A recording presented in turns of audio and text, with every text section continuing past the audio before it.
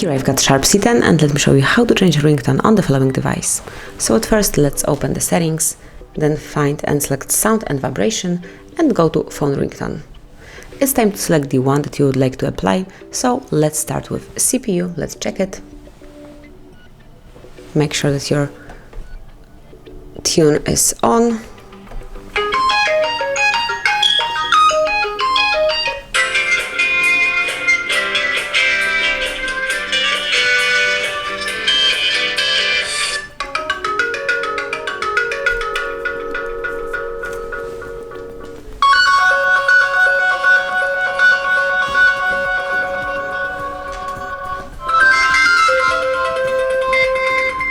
Then select the ringtone that you would like to apply, so let me pick for example Orion.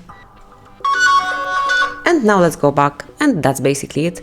You've just changed phone ringtone on your device in your Sharp. Congrats! Thank you for watching, please subscribe our channel and leave the thumbs up.